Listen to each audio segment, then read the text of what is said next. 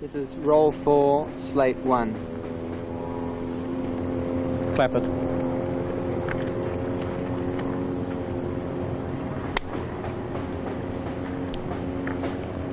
Did you go out with the Australians very much? I didn't go out with the Australian troops very much in South Vietnam because, relatively speaking, they didn't do very much fighting. They did have 2 or 3 very stiff battles, but that was over a period of several years. As an Australian, I was very proud of the Australian troops.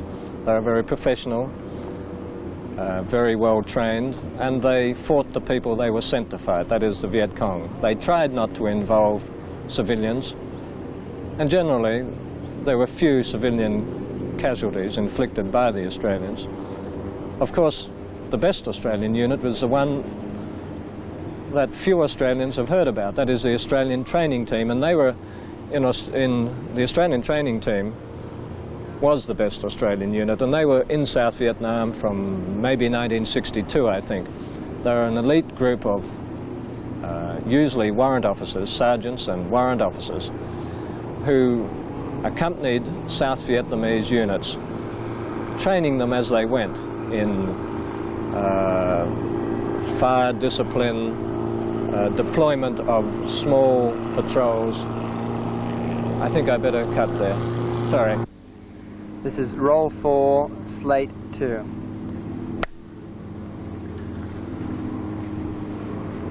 The best Australian troops that served in South Vietnam were members of the Australian Army Training Team. They had been there since, I think, 1962. They were a small group. I don't think they ever numbered more than 30 or 40, mainly sergeants and warrant officers.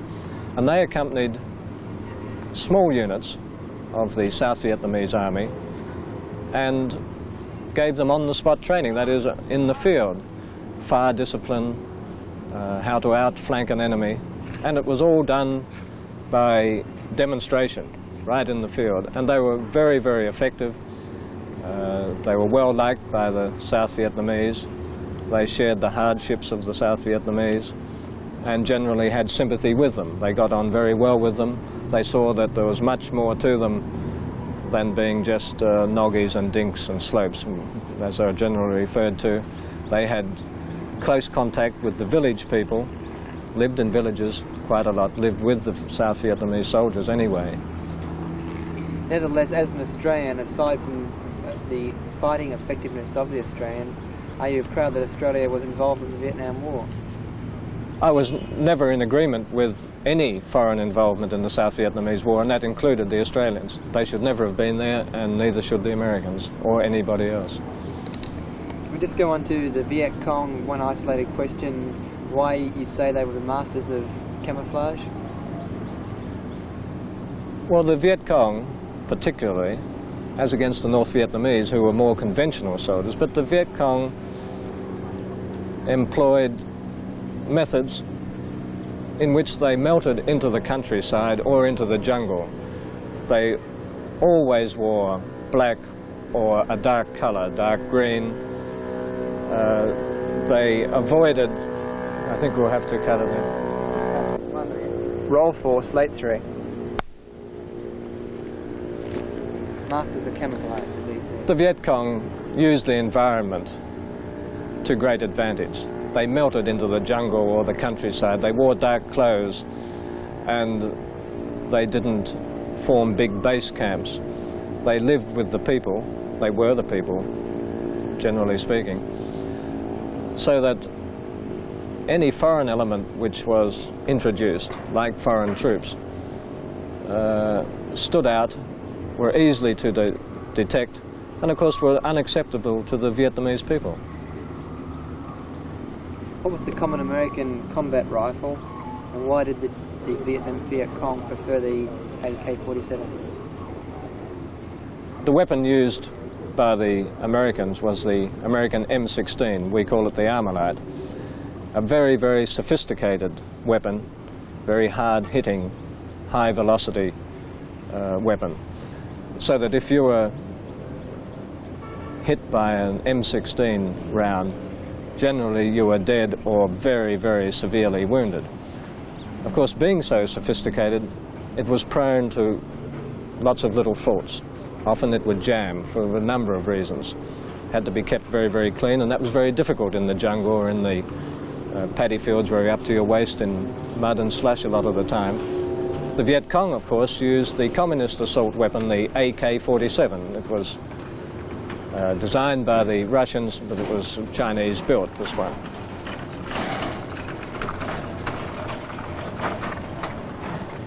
The Viet Cong and the North Vietnamese used the communist assault weapon, the AK-47, Russian designed and Chinese made. It was very, very reliable. It wasn't quite as hard-hitting as the M16.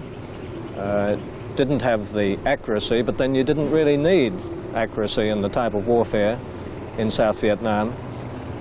But the main thing was that it was easily kept in working order, and if it was subject to a hard battering either in the mud and slush or general wear and tear of a tropical country, well then it kept working. The M16 didn't. Did that work to the disadvantage of many Americans, that the M16 didn't work? Well, at one stage, before some of the faults were corrected in the M16, it caused the death of many, many Americans. I remember seeing one platoon that had been wiped out. It was 32 or 33 men.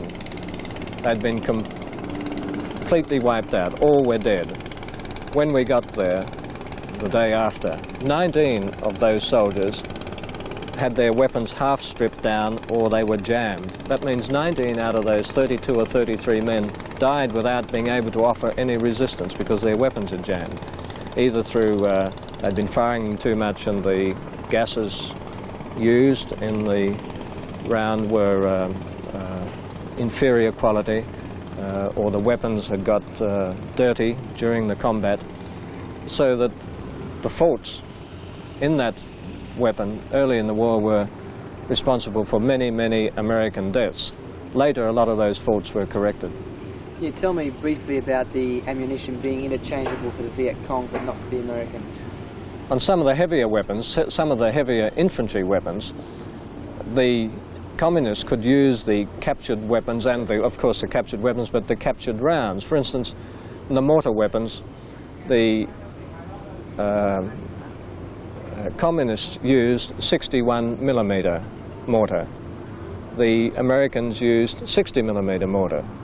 So if they captured 60mm mortar rounds, they could use them in their 61mm mortar tubes. But it couldn't go vice versa because the slightly larger round wouldn't fit into the smaller American tube.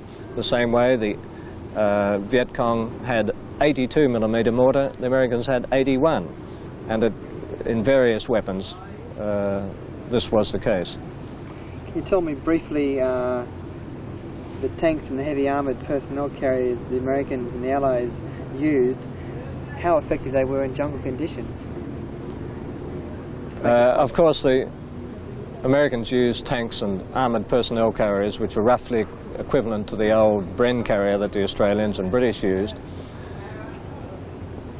They used them in the jungle and across the paddy fields, everywhere where they had troops. In many cases, the terrain simply didn't suit these vehicles.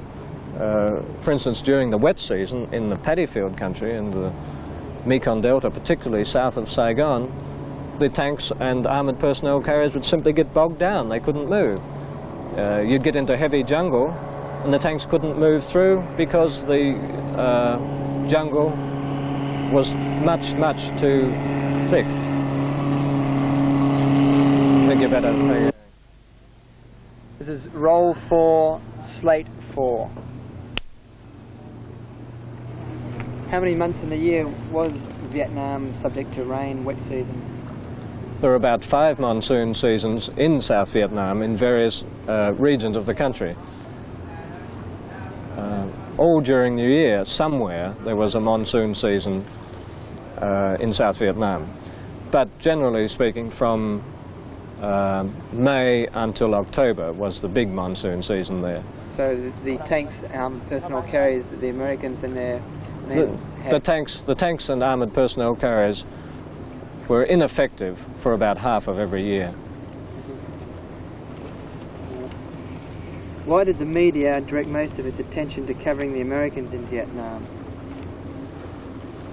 Well, it was a worldwide story, and the Americans had over 500,000 troops there.